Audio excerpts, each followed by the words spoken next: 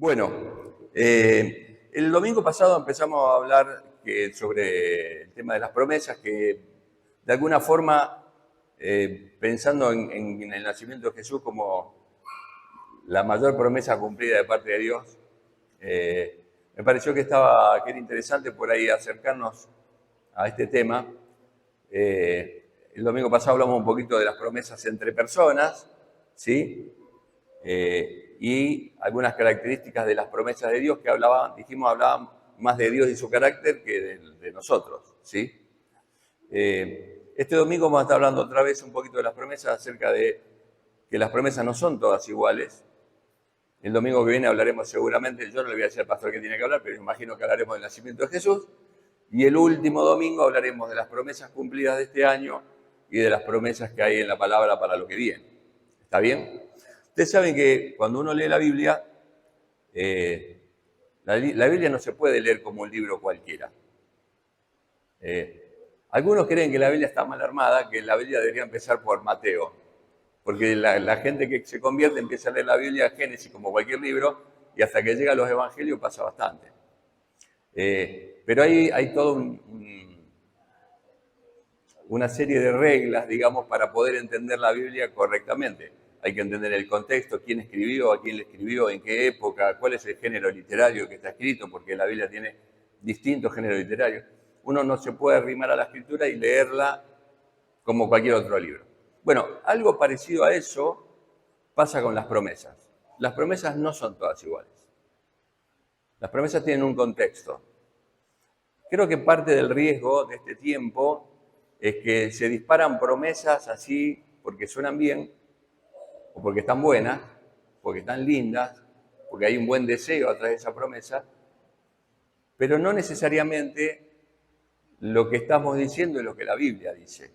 La promesa que estamos dando o compartiendo no necesariamente es lo que la Biblia dice o dijo en ese momento y para lo cual fue dada, ¿sí?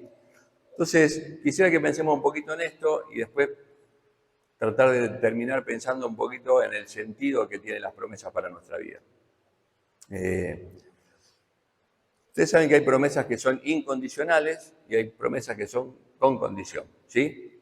Una promesa incondicional, por ejemplo, es la de Génesis 9:11. En Génesis 9 se relata el diluvio, ¿sí? Cuando termina el diluvio, Dios hace una promesa unilateral.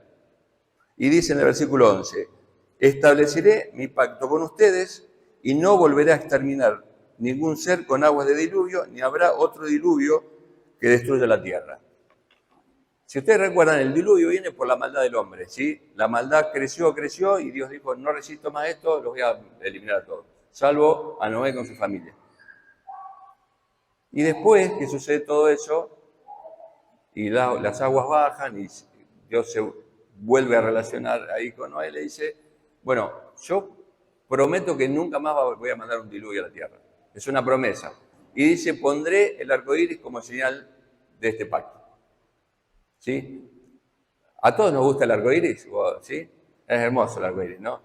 Uno lo ve y lo ve como un acto de la naturaleza que tiene que ver con la física, con el agua y el sol.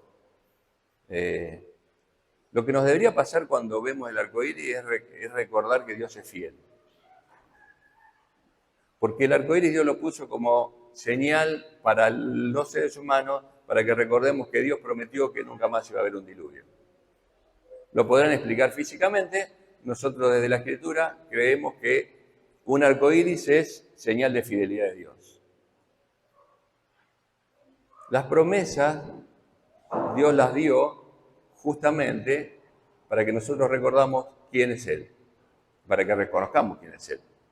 Como esta promesa hay un montón. Uno podría decir que Juan 3:16 es una promesa incondicional en el sentido de que es dada para todos, porque de tal manera amó Dios al mundo para que todo aquel que le crea no se pierda más que en la vida eterna. La promesa de parte de Dios es incondicional. ¿Para quiénes? Para todos. Desde el punto de vista práctico tiene la condición de creer, ¿sí? Pero del lado de Dios es una promesa incondicional. todo aquel que en él crea va a tener vida eterna. Después hay promesas condicionales y hay muchas de esas. Lo que pasa es que en general nosotros sacamos la condición. Nos quedamos con la promesa. ¿Qué es lo que Dios me va a dar? Esto. ¿Cuál es la condición? Hay un pasaje, por ejemplo, del Antiguo Testamento muy, muy conocido, que es 2 Crónicas 7:14. Si no se lo acuerdan por cita, se lo van a acordar cuando empiece a recitarlo. Si se humillare mi pueblo, sobre el cual mi nombre es invocado, ¿se acuerdan de ese texto? ¿Qué va a pasar? Y oraren y buscar y se convirtieren en sus malos caminos, entonces yo oiré de los cielos, perdonaré sus pecados y sanaré su tierra. Dios dice, yo voy a perdonar sus pecados, voy a sanar la tierra, los voy a oír. Pero eso tiene una condición. Dice, si esto sucede, pasará aquello otro. Si se humillare mi pueblo, sobre el cual mi nombre es invocado, y oraren y buscaren mi rostro y se convirtieren en sus malos caminos, entonces yo oiré de los cielos, perdonaré sus pecados, sanaré su tierra. A veces oramos por el país y oramos que Dios bendiga el país y que sane la tierra, en base un poco a esta promesa, pero esta promesa tiene una condición, que si el pueblo no lo busca a Dios y no se arrepiente de sus malos caminos, Dios no va a responder, Dios no va a sanar.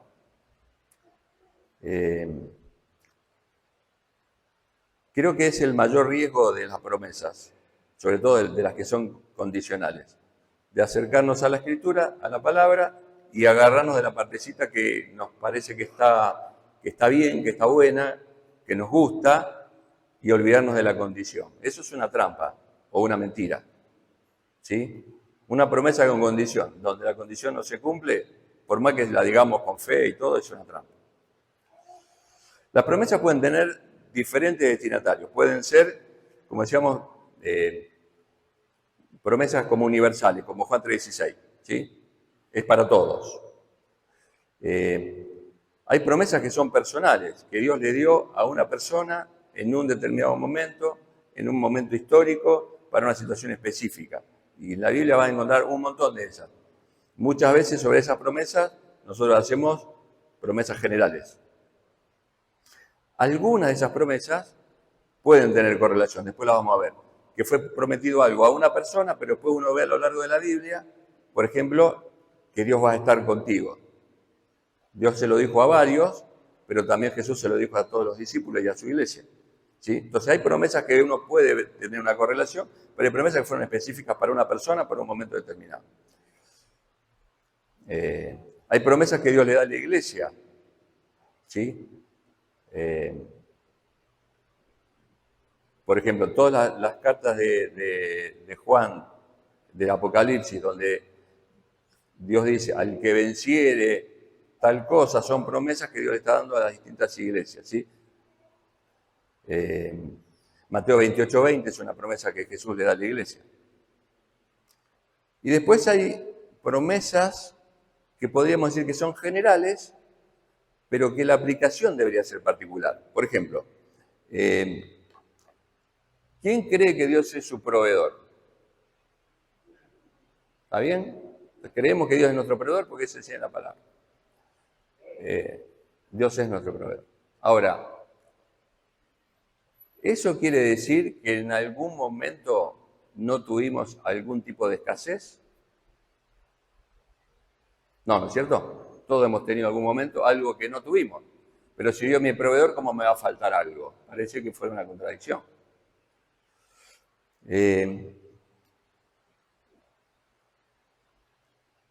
¿Creemos que Dios nos prospera? Yo creo que Dios nos prospera. Ahora, ¿qué tipo de prosperidad es la que Dios ofrece?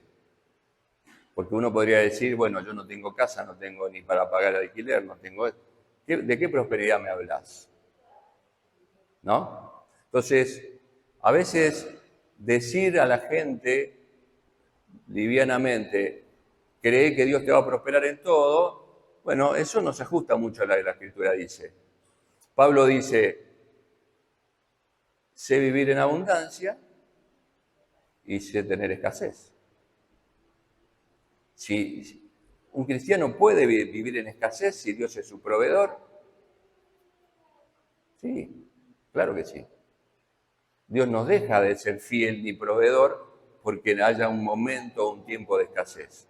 Nosotros proclamamos y predicamos la escasez, no, proclamamos y predicamos que Dios es proveedor y que Dios quiere prosperarnos. Yo creo eso, pero no en el concepto humano. ¿Por qué? Porque se puede tener escasez, mi hermano, en la vida. Y eso no es un signo de pecado, un signo de que Dios se olvidó de vos, un signo de que Dios te abandonó. Porque estás postergado en la lista y bueno, Él tiene favoritos. Si Dios prospera a alguien económicamente es porque hay un propósito en eso. Y si Dios no te prospera en algún momento determinado, si hay un momento de escasez en tu vida, también tiene propósito. Después vamos a ver alguna cosita, por lo menos que a mí me resulta interesante, pero lo digo ahora, quizás lo repita después. Dios nunca anduvo con una cajita de promesas bíblicas repartiendo al azar promesas a sus hijos. No existe eso en el propósito de Dios. Él anda con su cajita de promesas y va dando. Al que le toca, le toca. Como hacemos nosotros a veces.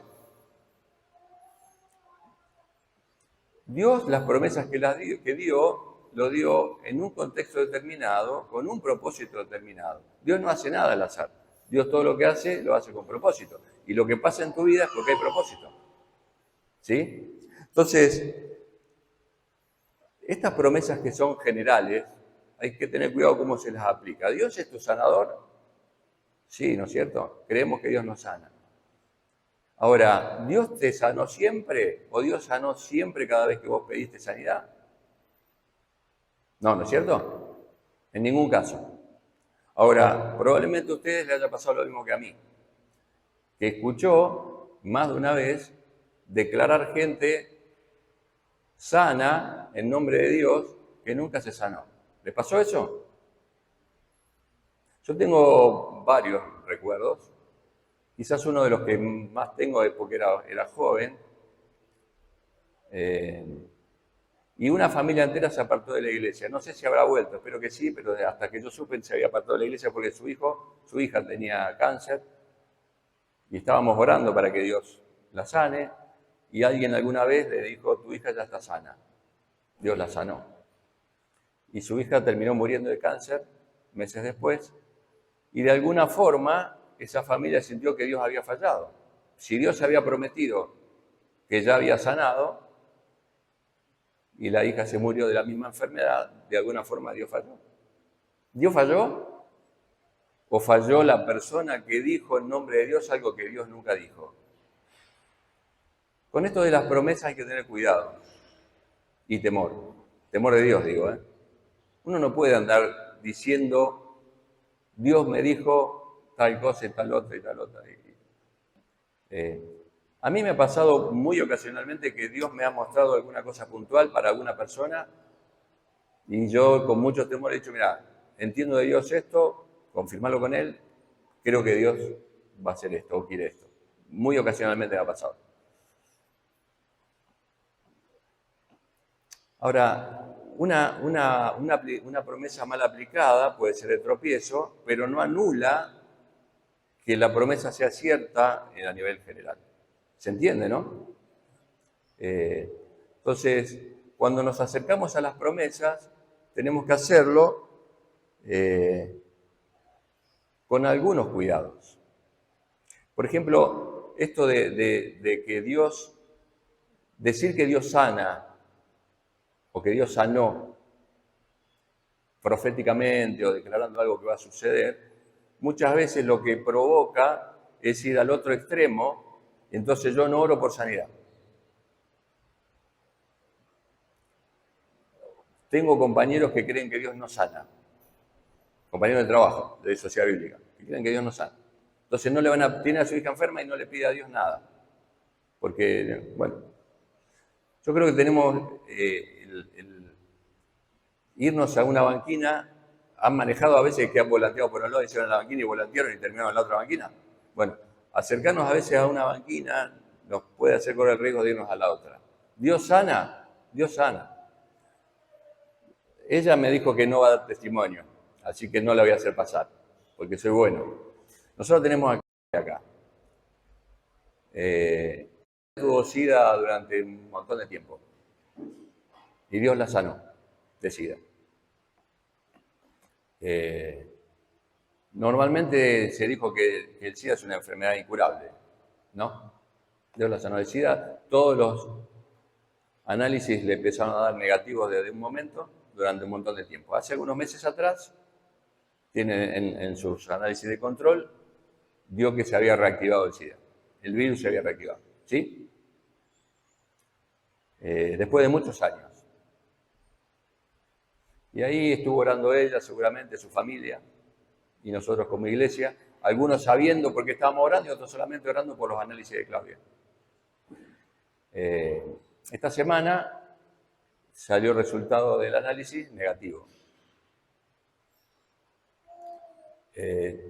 Bueno, uno puede decir, el análisis que dio positivo estuvo mal, se equivocó. Hubo un error y dio positivo después de mucho tiempo y ahora volvió a dar bien. Yo creo que Dios es poderoso para sanar lo que quiera. Un SIDA, un cáncer, lo que quiera. Y yo te animo a que cuando haya alguien enfermo, ores por esa persona enferma. Ora por esa persona enferma. Y ora para que la voluntad de Dios se cumpla en esa persona. No te quedes nunca sin orar por alguien enfermo. Nunca declares que va a ser sano si Dios no te lo dice de alguna forma tremendamente con convicción. Porque los riesgos de irse de una punta a la otra son fáciles, ¿eh? Son fáciles. ¿Dios sana a todo el mundo o Dios no sana a nadie? Bueno, yo por la duda no oro porque tengo miedo de hacer que alma. Alguna vez escuché, yo no oro por sanidad por si Dios no sana, como para que Dios no quede mal. Como si Dios tuviera la obligación de sanar a todo el mundo. Nosotros estuvimos orando por Darío, y Darío oró seguramente él y un montón de gente por su pie para que no lo tengan que operar. Lo operaron y le seccionaron algunos dedos de su pie. Y no sé cómo sigue la historia. Y Darío ha sido pastor, ha sido siervo de Dios, lo ha servido un montón de años. Y por alguna razón Dios no lo sanó y yo hablo con él y él me dice, está todo bien, pastor. Yo digo, no. Dios lo quiso así, está bien. Cuando nos acerquemos a las promesas de Dios, hagámoslos con fe, pero con entendimiento. Si Dios no anduvo repartiendo tarjetitas así, mi señora repartió unas tarjetitas el domingo pasado. No estoy haciendo alusión a eso, por las dudas, porque acá alguno le va a ir a contar, Marisa, tu esposo, dijo, no estoy hablando de eso. Estoy diciendo cuando andamos al tuntún tirando promesas porque está lindo y queremos ayudar al otro. Démosle una palabra de ánimo, ¿sí? Démosle un texto bíblico. Queremos animar a alguien, démosle un texto bíblico para que crea, pero no una media promesa.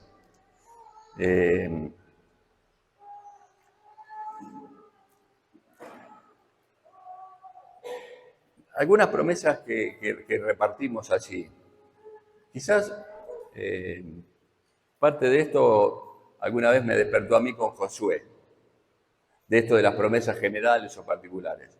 Josué capítulo 1 tiene algunas promesas que Dios le da a Josué, en las que hemos escuchado y quizás hemos predicado muchas veces. ¿Sí? Busquen en su Biblia Josué capítulo 1. El versículo 3 dice, Dios le habla a Josué, ¿no? Tal como se lo prometía a Moisés, que era el líder del pueblo anterior, voy a darles cada lugar donde pongan los pies. El Reina Valera habla de la planta de sus pies. ¿Hemos escuchado algún mensaje sobre esto? ¿Dios te va a dar todo lo que pisas la planta de tus pies? Sí, ¿no es cierto? Quizás hemos predicado alguna vez algo de esto. El versículo 5 dice, mientras vivas, nadie podrá hacerte frente, porque yo estaré contigo como antes estuve con Moisés. No te dejaré ni te desampararé. Hemos predicado sobre esto, hemos escuchado mensajes sobre este versículo. ¿Sí? Versículo 8, para no leer, podríamos leer casi entero el capítulo. Versículo 9. Me fui de... El 8. Procura que nunca se aparte de tus labios este libro de la ley. Medita de él de día y de noche para que actúes de acuerdo a todo lo que está escrito en él. Así harás prosperar tu camino y todo te saldrá bien. ¿Predicamos sobre esto? ¿Escuchamos mensajes sobre este texto? Un montón de veces, ¿no es cierto? Quizás el más conocido, versículo 9. Varios lo pueden decir de memoria, ¿no? ¿Y alguien lo dice de memoria? Josué 1:9. ¿Se anima? Sí. ¿Nadie se anima? Mira que... Muy bien. Es un texto muy conocido, muy predicado. Muchas veces nos hemos dado esta palabra de aliento. Esfuérzate y sé valiente. No temas ni desmayes, porque Jehová tu Dios estará contigo donde quiera que vayas. ¿Amén? Amén. Bueno, estas promesas se las da Dios a Josué antes de entrar a la tierra prometida. Moisés se muere, a él le cae el sombrero para seguir adelante. A Moisés no se le permite ingresar a la tierra y es Josué quien guía al pueblo. Y en ese contexto Dios le da esta palabra para darle ánimo, para asegurarle que así como Josué ya ha visto que Dios acompañó a Moisés, por eso hace referencia a Dios a él. Como estuve con Moisés, vos viste que estuve con Moisés y bueno, ahora voy a estar con vos. Le está dando certidumbre. ¿Se acuerdan que el domingo pasado hablamos que las promesas se dan para que el otro tenga confianza, tenga seguridad? Bueno, Dios hace eso con Josué en este momento. Le dice, como estuve allá, voy a estar acá. Yo voy a estar con vos todos los días. Ahora, ¿esa promesa es solo para Josué porque fue dada en ese contexto? Bueno, uno puede decir, esa promesa fue dada a Josué para ese momento, para esa tarea. Después, ¿Dios está con vos todos los días hasta el fin del mundo? ¿Como estuvo con Josué? Sí. Entonces uno podría decir que esa promesa es una promesa transversal que fue dada a Josué, pero después también es dada a su pueblo. Pero alguna vez Dios le dijo a su pueblo, estése quieto, porque mía es la batalla, en esto ustedes quédense mirando lo que yo voy a hacer. ¿Sí? ¿Se acuerdan? Ahí había que esforzarse y ser valiente o había que estar quieto y esperar cómo Dios actuara. Cuando yo predico de acá y digo, Dios te dice, esfuérzate y sé valiente, quizás alguno de ustedes, Dios le está diciendo, quédate quieto y espera. No te vuelvas loco, espera en mí, yo voy a actuar, yo voy a hacer tu solución.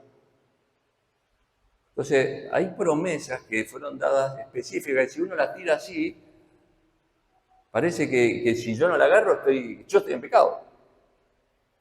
¿Cuántas veces escucharon hablar y le han dado a ustedes la promesa de Josué 1:4? ¿Qué dice Josué 1:4? Está en el medio de lo que leímos. Su territorio se extenderá desde el desierto del Líbano hasta el río Éufrates y toda la tierra de los hititas hasta el mar grande donde se pone el sol. ¿Alguna vez te dieron esa palabra, esa promesa a vos? ¿Que tu territorio va a estar del Líbano hasta el Éufrates? ¿Alguno de ustedes fue a reclamar ese territorio como propio? No, ¿no es cierto? Porque entienden que la promesa esa fue dada a Josué para el pueblo de Israel en ese contexto. ¿Y por qué las otras promesas sí las hacemos para todos? Ustedes saben que a mí me gusta que pensemos. Yo tiro algunas preguntas no para que las respondamos, solamente para que pensemos. ¿Sí? Cuando uno va y lee una promesa, primero entienda el contexto, entienda a quién se le dio, en qué momento se le dio, y vea después si esa promesa tiene correlación en la Biblia como para ser aplicada. ¿Sí? Son como reglas de interpretación, de alguna forma.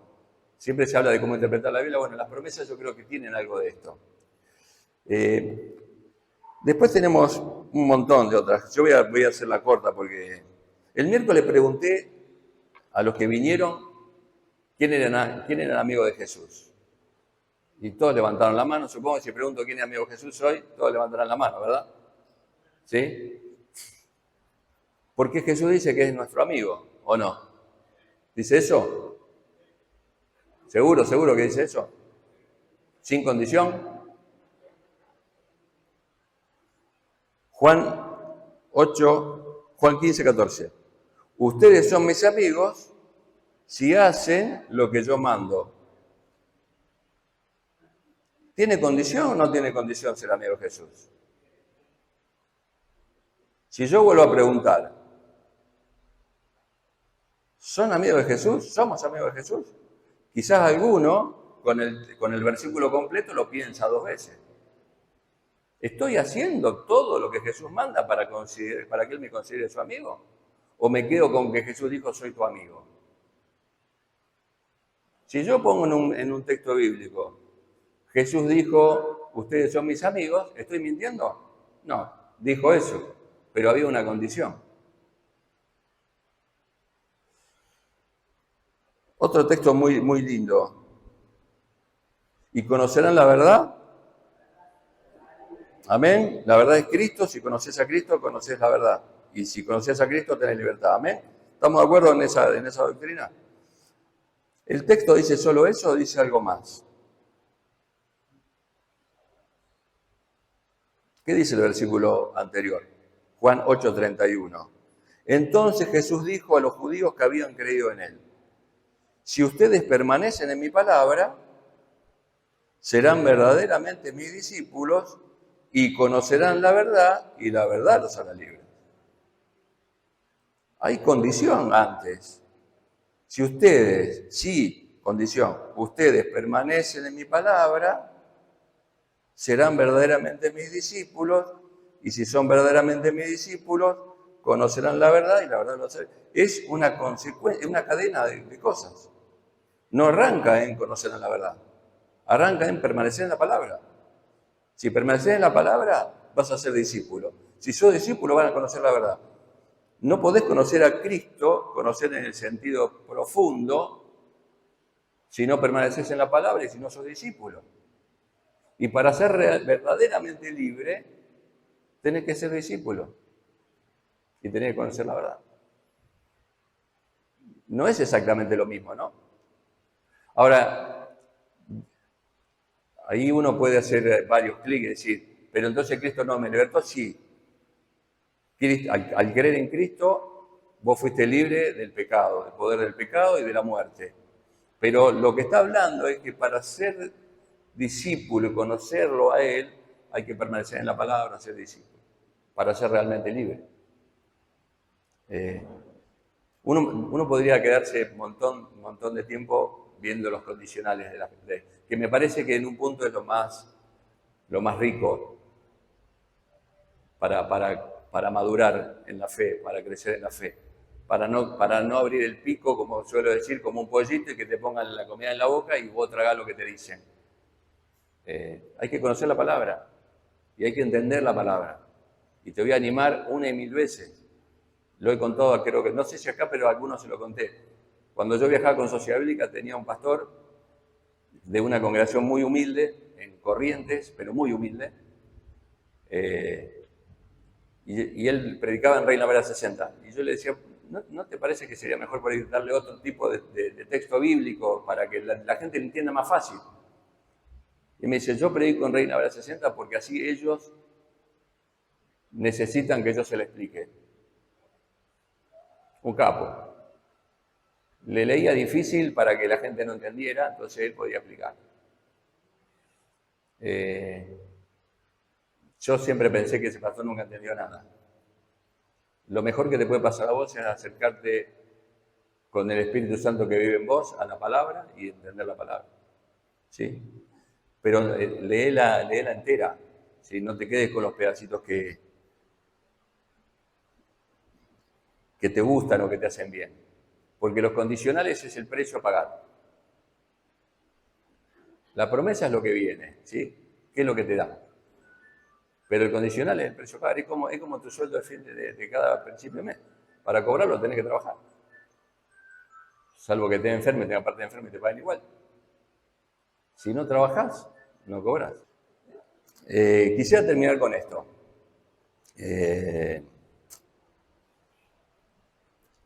Dijimos, Dios no repartió promesas al tuntún, ¿no es cierto? Cada vez que Dios dio una promesa a alguien que escogió o a su pueblo, tenía un propósito. Y las promesas fueron dadas en distintos momentos. No es lo mismo una promesa en el pacto de Abraham que la promesa en el nuevo pacto con Jesús. No es lo mismo. Entonces, cuando uno aborda una promesa, tiene que entender por lo menos en el contexto que fue dado. Y lo segundo, que por lo general las promesas apuntan a lo escatológico, digamos, al fin de los tiempos. Todo lo que Dios va prometiendo apunta a lo que va a venir, ¿sí? Entonces, yo me quedé ahí pensando un poquito en esto. La Biblia cuenta la historia desde el comienzo de la humanidad hasta acá, pero no es un libro de historia, ¿sí? La Biblia es la revelación de Dios a los hombres. Desde cómo creó, pero el cómo creó no es el principio de la historia, es un Dios, habla de un Dios de la eternidad. Y todo apunta, el Antiguo Testamento apunta a Cristo y todo apunta a la eternidad con Él, al plan redentor. Yo quisiera animarte que cuando estés viendo una promesa y cuando te tomes una promesa, trates de ver que hay un sentido de eternidad. Todo lo que hace Dios tiene un sentido de eternidad. Nosotros tenemos una mirada limitada, finita, y nosotros por eso nos aferramos a las promesas que tienen que ver con el hoy mayormente, ¿sí? Por eso hablamos de lo que hablamos, de prosperidad, de sanidad, de la provisión, porque tenemos una mirada acá y está bien, estamos en este plano, pero como hijos de Dios creo que somos llamados a mirar como Dios mira, o a intentar mirar como Dios mira. Y las promesas tienen un sentido de eternidad, como todo lo que Dios hace. Si nosotros pudiéramos entender que todo lo que vivimos acá tiene que ver con la eternidad y no con el hoy, creo que nuestra cabeza explotaría.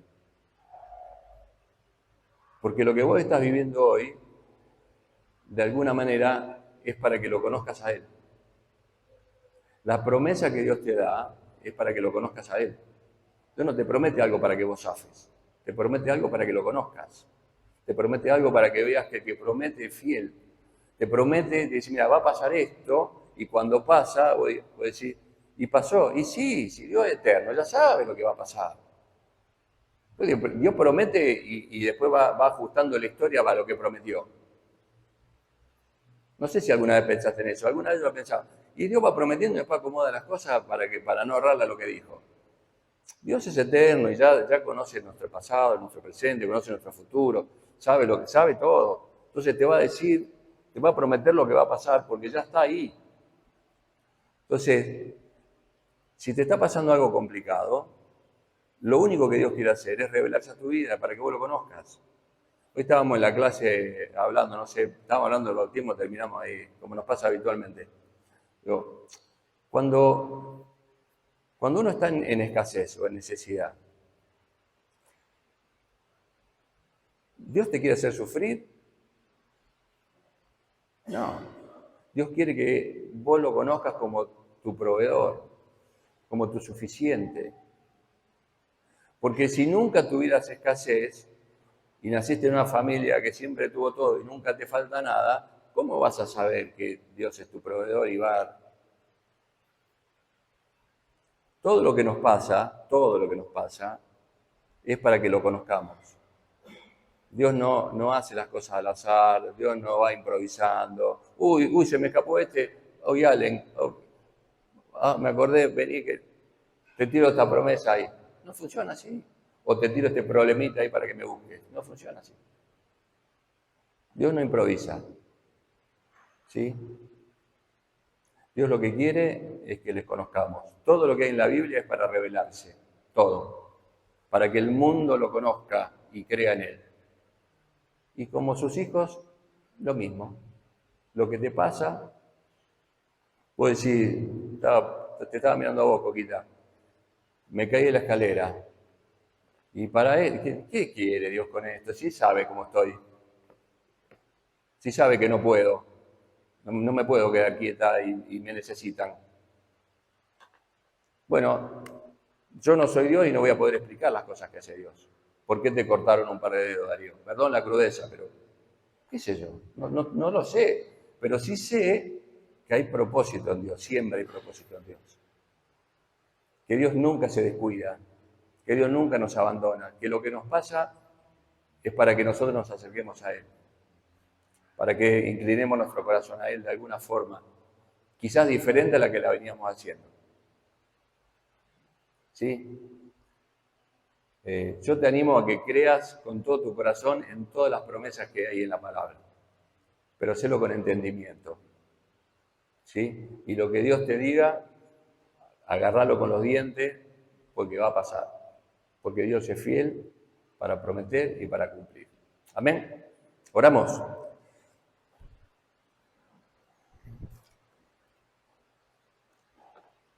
Gracias, Señor, porque sos Dios, todopoderoso, eterno, omnisciente, omnipotente.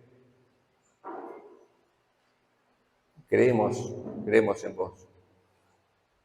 Creemos que sos el Dios de toda la historia, el creador de todas las cosas, el dueño, Señor de todo, el dueño de tu iglesia, el dueño de nosotros. Y creemos en tu palabra. Yo te pido, Señor, que nos des discernimiento, el guía de tu Espíritu Santo, entendimiento para acercarnos a tu palabra y entender lo que realmente querés decirnos, lo que hay en tu palabra para nosotros, para nuestro tiempo, y que también tengamos perspectiva de eternidad. Señor, te pido por las situaciones de cada uno de tus hijos que están acá o que estén escuchando. Yo no sé, y seguramente los que estamos acá no sabemos por qué permitís algunas cosas. Pero sí sé que nos amás. Sí sé que amás con amor eterno a cada uno de los que está acá, Señor. Y que conocés su historia, su realidad, conocés su dolor, conocés su sufrimiento, conocés sus incertidumbres. Así que te pido, Señor, que cumplas tu propósito en cada uno de nosotros. Y que encontremos en tu palabra el alimento y el sostén y la guía para vivir lo que nos das. Y que podamos conocerte más y mejor, Señor. Gracias por querer revelarte a nuestra vida para que te podamos conocer un poco más. Te pido, Señor, como iglesia, que nos guíes, que nos dirijas a tu propósito. El propósito por el cual plantaste una iglesia acá en este barrio no fue al azar. Así que te pido, Señor, que podamos recuperar ese propósito y comprometernos en intentar cumplir ese propósito. Te bendecimos en el nombre de Jesús. Amén.